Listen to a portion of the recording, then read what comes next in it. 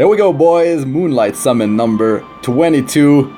Let's see, can I get a nat 5, a natural 5-star? Let's see. It's Transmit Stone. Alright. Come on. Oh, I still haven't bought it. I need more silver Transmit Stone. The Molagora I'm talking about. Alright. Alright. So quick. It's so quick. Please. Pop from the right, baby. Pop from the right. Do it. Come on, just do it. Oh, 4-star. Oh, there's so many good ones. Come on. Oh, yes. Damn, revive, baby. Oh, that's so good. That's so good, though. Oh, a new friendship begins with a 1, 2, 3. Tada! Alright. Nice. Shooting Star Acatus. Oh. She's so strong. She's slow, but really strong. I need like a solid hero for Marina defense. I don't see her too often, but I mean, her paired with Kayron, which I hope I can actually pull in the near future. Immortality. Oh, the thing is, even like she can be used in some stuff in PvE. Like revive is huge. Of course, I'm not sure where exactly I'm gonna use her. Of course, when I do like Abyss and stuff like that, I try to bring like a team that doesn't have limited heroes, especially not Moonlight heroes. Decreased hit chance is a very strong debuff. 50% chance of missing the target when the enemy has that, and when they miss, it's they deal 75% damage. Wow, sorry. They deal 75% damage. They cannot crit. They cannot land a crushing blow. They cannot land any debuff. So it is definitely very strong. She's elemental neutral, so I don't have to worry about being at disadvantage. There's some big stuff that can happen with this though. The beauty with this thing is that you can grant immortality and 2 random buffs to an ally if no one died for 3 turns. 3-turn immortality. That means like I could use her on even like on arena offense. I could use it in arena offense and just bring a damage dealer and pop this thing. As long as the damage dealer doesn't die, I use this thing on him and he has immortality for 3 turns. It's beautiful. Plus 2 buffs. And if someone dies, well, I can just res them. 5-turn cooldown. Yeah, she's a Soul Weaver too. That is huge. So that means now we've got 2 non-attack skills. Yeah, I could use Rod on her.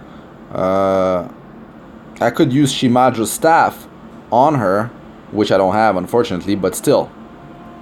Oh, wow.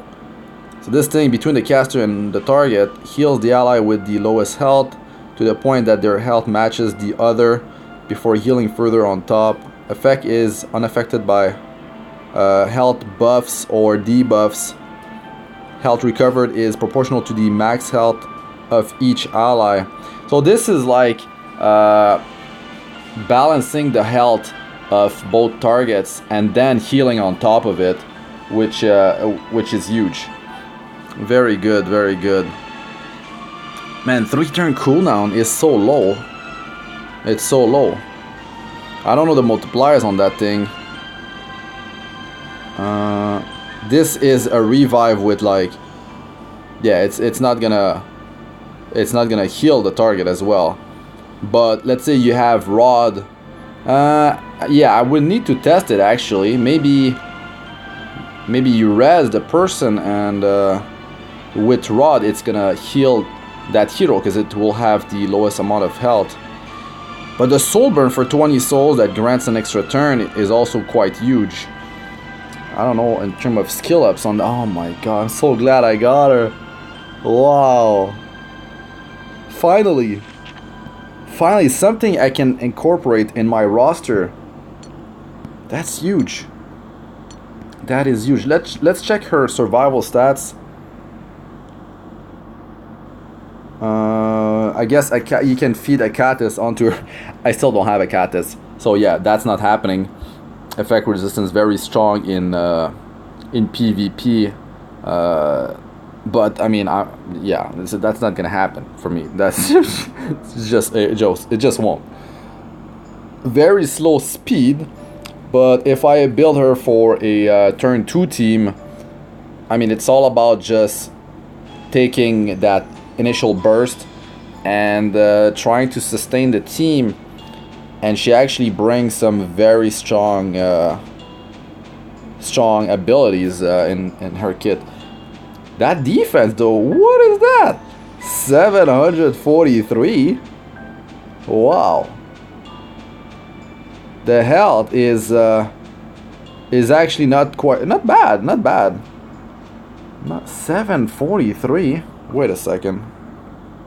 Of course, Angelica has insane survival stats.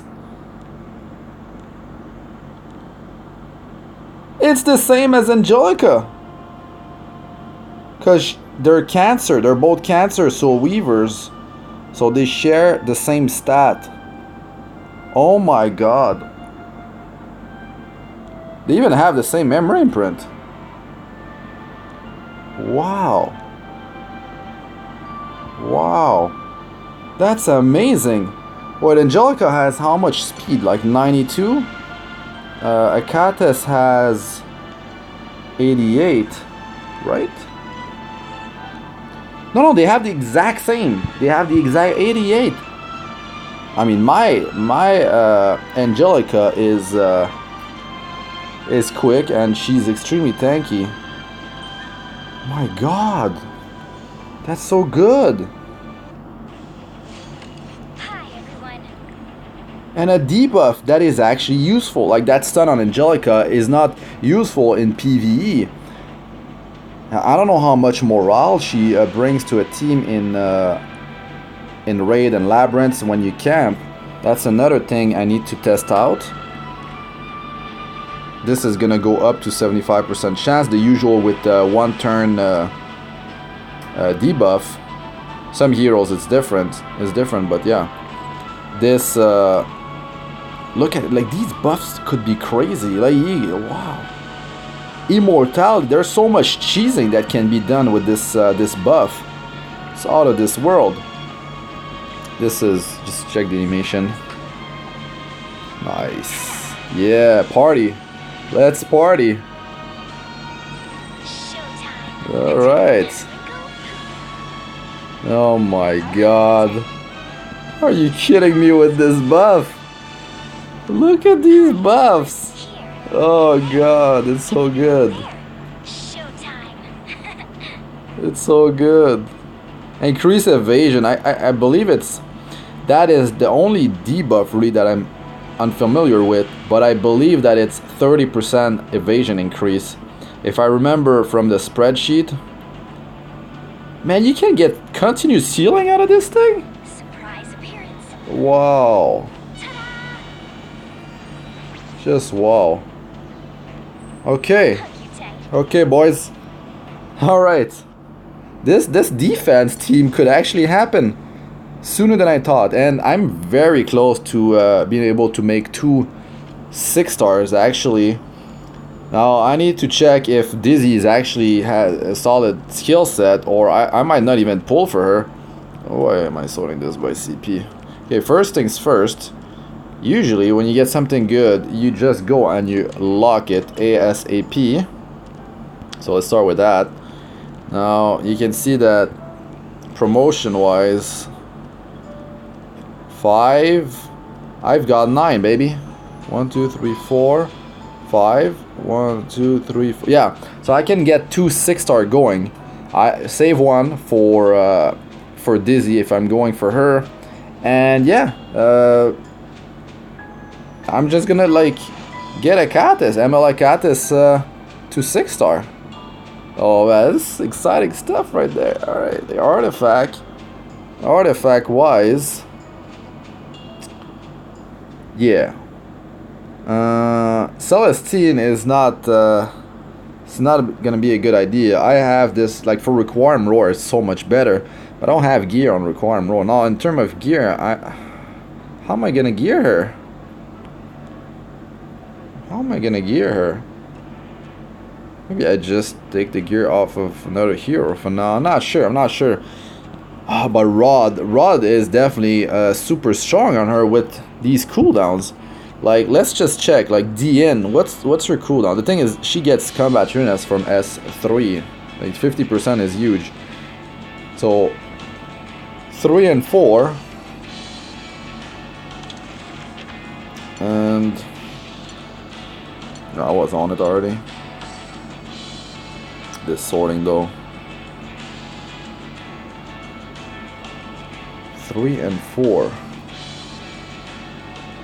That's without. So 3 and 5. That's quite similar, even though there's no combat unitness boost. You know what? Something solid for PvP, because she just goes with skill 3 and then goes with skill 2, from what I remember. Unless someone dies? Yeah, if someone's dead, I think she goes for S2 right away. But yeah, if you want to like get this thing ASAP on your team, even on auto, I believe that just going with where is it? Actually, it's not that big of a CR boost because you don't have. It's not on DN. DN gets 50% combat readiness right away. Just this thing that gives combat readiness when using non-attack skill. So yeah, this could be good if you want to get her to use that skill 2 ASAP, because she's most likely just going to target whoever has the lowest amount of health. And yeah, if she drops that on your damage dealer, yeah, your bruiser, that's huge. And in case they died, well, they're coming back anyways. Just beautiful. And definitely this debuff's gonna get some play. Must be four, like high four, yeah, high 4 for sure. Best healer in arena. You know why? If you own her. She is weak. Do not nerf her, please. Of course. Her invincibility buff for 3 turns is already OP. Yeah, Chasun. Heal balancing. I mean, no, she's not like Chasun, but in Summoner's War, the health balancing, that's an ability that we see on a few healers there, and it's very strong. And Kairon's best friend for sure. Yeah, I'm gonna have to drop some Mola Agoras onto her. What is it looking like? So this thing, 1 1. Oh, okay. 2 1 1 2 2. That's 6. That's 6, and I get this thing here. But this is a different story, though. Oh wait, I was expecting more than this. That's only 7. Yeah, I would put a higher priority on this one. But if you want some healing out of her, not sure. I could use Celestine on her because I don't have skill ups yet, because she's gonna use that S1 more often. But for PvP, really, I could use Wondrous Potion Vial. And yeah, fill the hero journal. Yes, 14 Covenant bookmarks. Why not? So here, total logins 182 days. Free to play. I got a comment in my last. By the way, guys, I made a 6-month progression video. It's out. It was released just the day before this. Someone said in the comment section, if you're really free to play, show us the packs. I did in the other video, but like I'm gonna just show them one by one. But really, it's been like since global release, I haven't spent anything. That's just the way I like to play my games.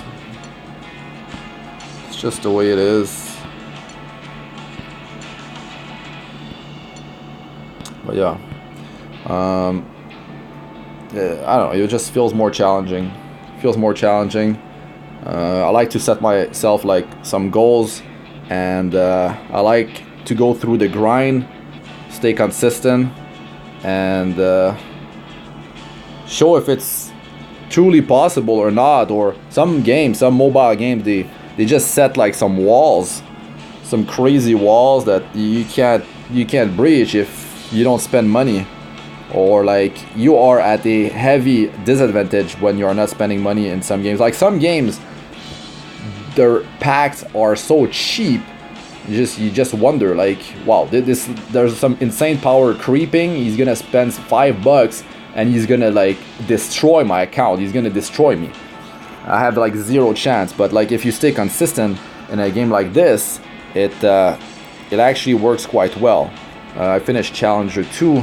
I just want to go through total ranking. Let's check the meta real quick. That's something I like to do. I'm gonna check the Mystic summoning pool. I'll talk about it real quick on the next rotation. Oh, these ML Bell. But you can see that Arena is plagued with Moonlight heroes. Elu 12 is like one of the very few top players that don't use Moonlight heroes, or use very few of them. But he likes to run that triple knight setup. This Tina very strong, just comes in with that fat heal.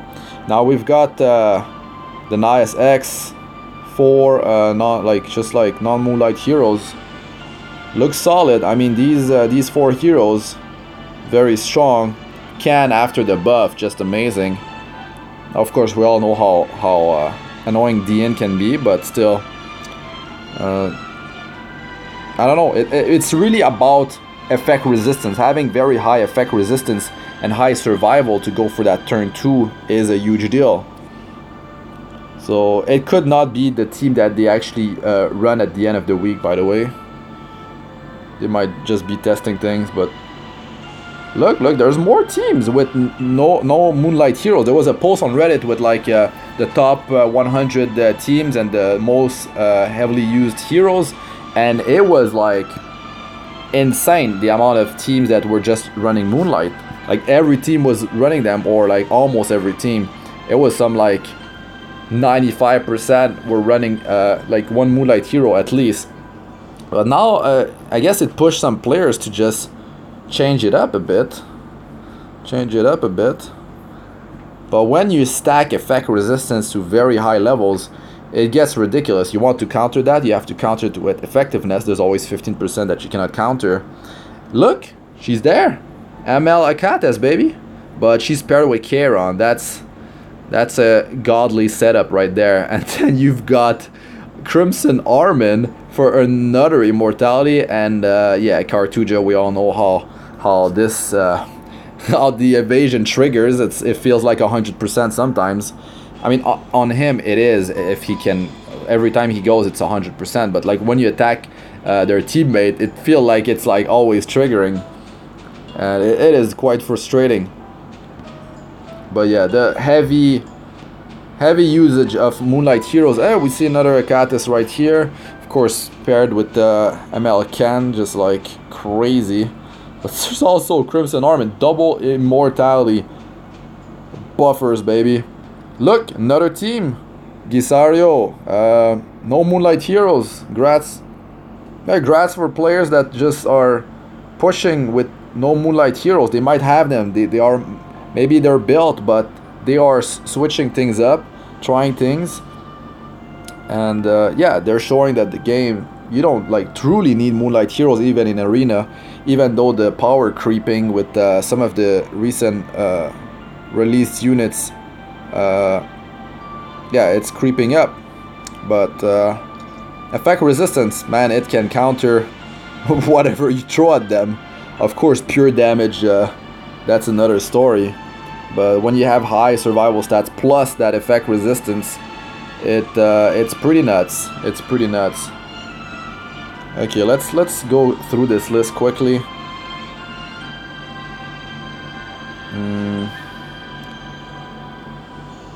Yeah, most teams is like two, at least one Moonlight hero. Some teams is just pure Moonlight.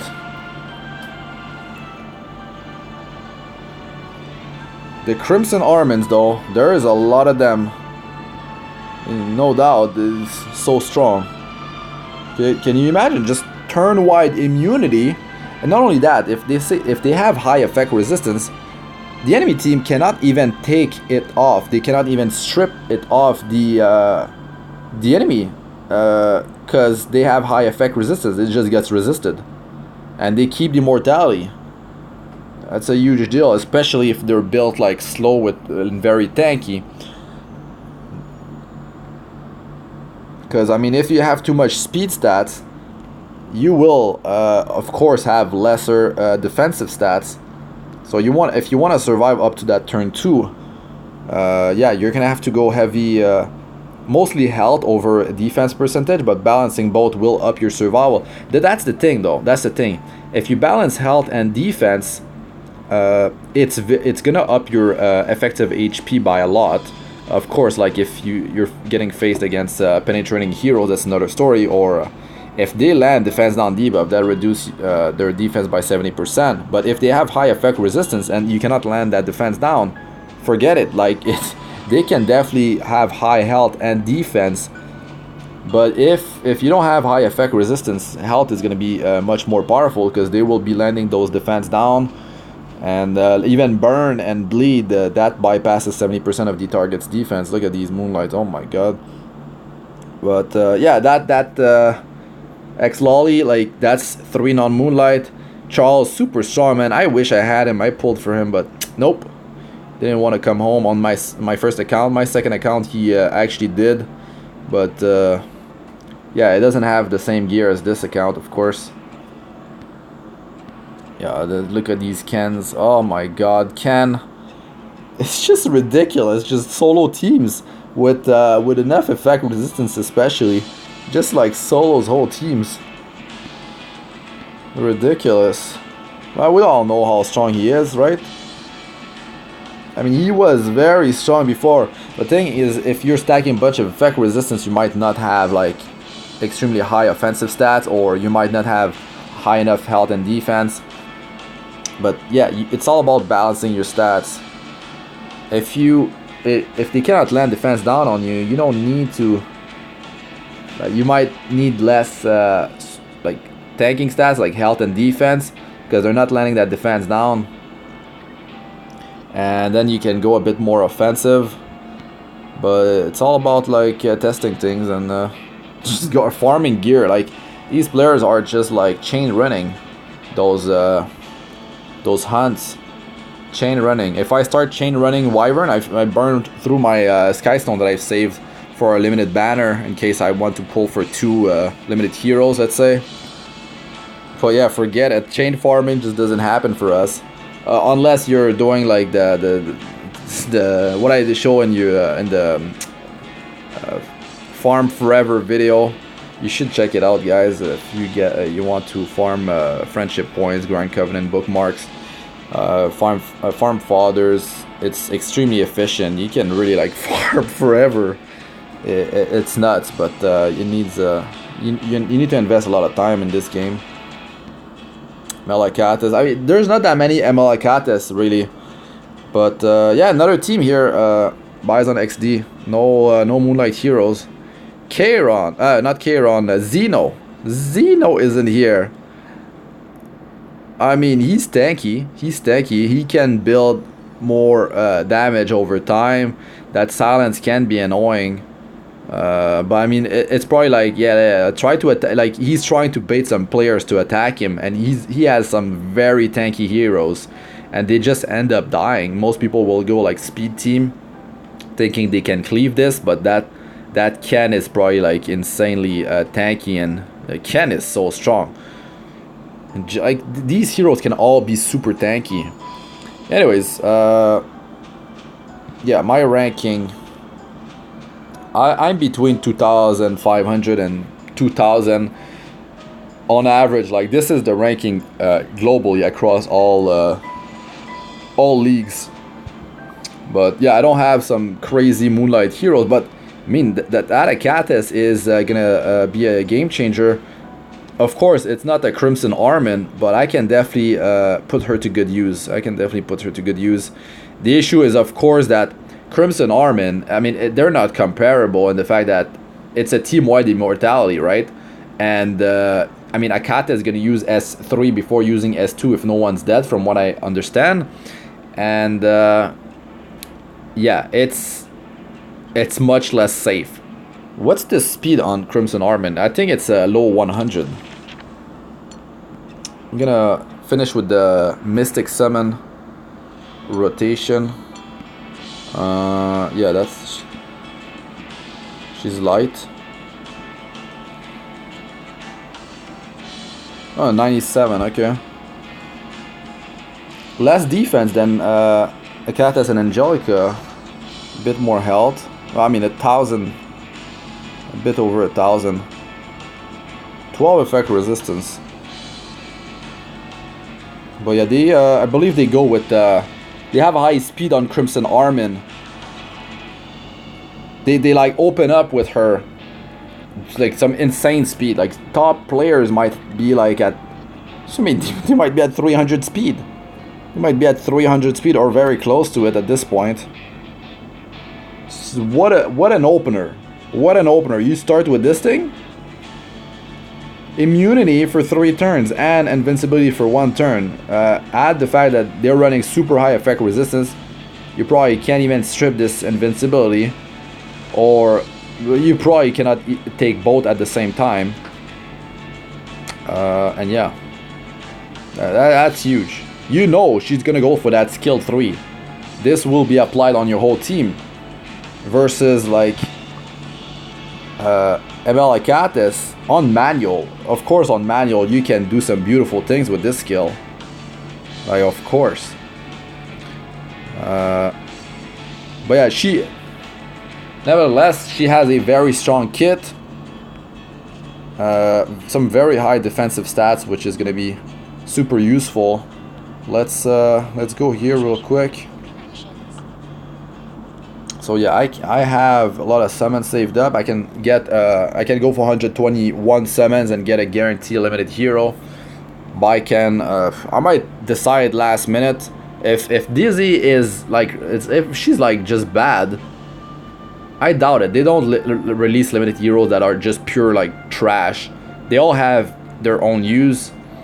Baiken is that she can burst down someone and still boost the team's combat readiness, but the gear that you need to get her to go first, you need to focus on having the highest speed on her to do that, and then you need to have enough offensive stats to blow up someone. Then you have to rely on landing debuffs and higher end PvP. They're running immunity sets, so forget about landing any bleed and that detonate damage. Nothing will actually happen out of that, so it's going to be pure damage. It's going to be pure damage that you want to do. But if you use Baiken, you can the thing is, you can use her to blow up ML Bell, but not even kill him. I mean, as long as you bring him below 50% health with the combo of skill 2 and skill 3, even if he's immune and you cannot rely on any bleed, as long as you land a critical hit, you're getting that turn. So these two skills together with high skill ups, because you're gonna need them, you just need to take out 15%. 50% of Bell's health, which is still gonna be hard when you're not gonna have any debuffs. You're not gonna have attack buff on Baiken. It's gonna be purely her working on trying to get him below 50% health, and he's usually built with he doesn't go, they don't go with top speed, they go like a tanky ML Bell. So yeah, if you miss that combo, you don't bring him below 50% health, yeah, forget it. He's just gonna use that skill 2 of his, and yeah, have fun with that. Where? Okay, there it is. Yeah, have fun with that skill 2. The thing is, if you bring him below 50% health, he's gonna use skill 2 and skill 3 instead of skill 2. But you're still, I mean, you're delaying the inevitable. If they're running like a tanky team, you will not be able to burst him fast enough. He will just quickly get his combat uniqueness and just pop that S2. There's a lot of players, they run him in a speed team, as like a cleave team.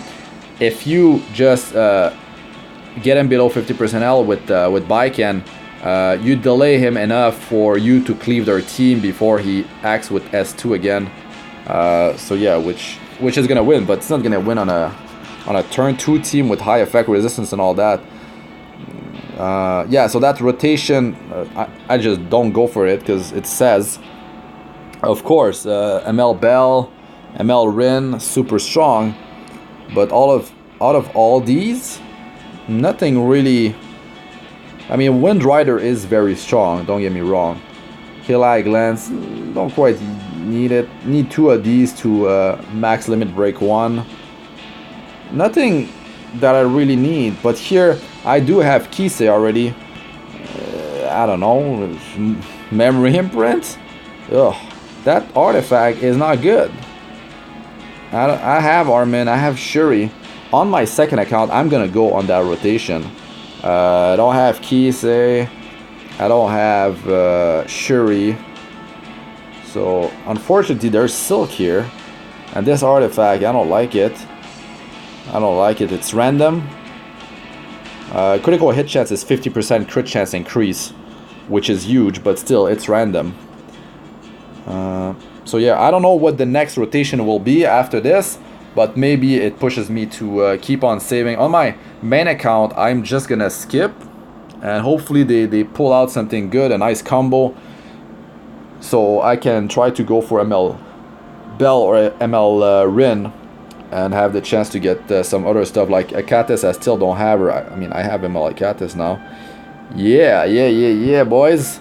So that's gonna be it for this one. Just I don't know, when I do Moonlight summons, I guess I'll talk about Arena and Mystic summon rotations, and yeah, I mean that's I feel like provide some good information, some talk about my thoughts about the matter, and yeah, my Moonlight heroes, that's what it looks like so far.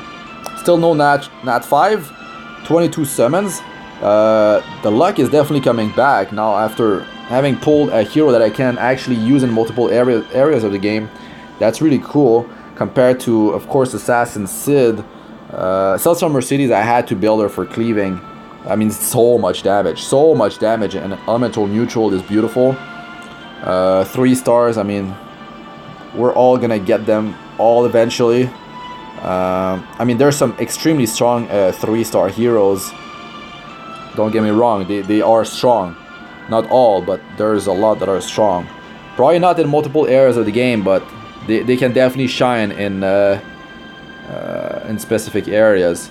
Still, yeah, no Nat 5. Watcher Shuri, never built him. One-shot god, basically. Yeah, a very strong hero for sure, but I feel like I'm just gonna use him in PvP as a free-to-play player. I'm not at that point where I can just like, yeah, have him geared with something solid when I'm just gonna use him in PvP. That's not attractive to me just yet. But yeah, oh my god, there's so many good 4-star heroes, it's crazy. Fighter Maya, man, I could have her in a bruiser, like she could be my bruiser in on defense, and have just like 3 other like super tanky hero that can sustain. Oh my god.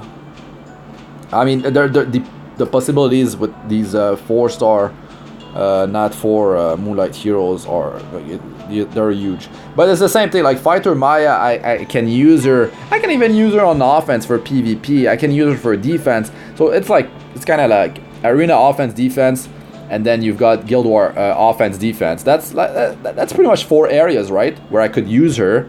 But it's mostly in defense. But like Watcher Shuri, using him on defense. Yeah, I can do it, but still relies on like the speed meta, combat readiness booster, which yeah, this speed team, speed everywhere. But I really want to build a team that can sustain the turn 1 damage, like a turn 2 team. And I hope Emelikatis actually allows me to do it. I feel like she can. I can definitely gather the gear. The problem is that I need to farm Golem more. There's more. I can grab more health and more defense instead of running speed on everything, because it's not so much about speed anymore when you want to go for a team like that.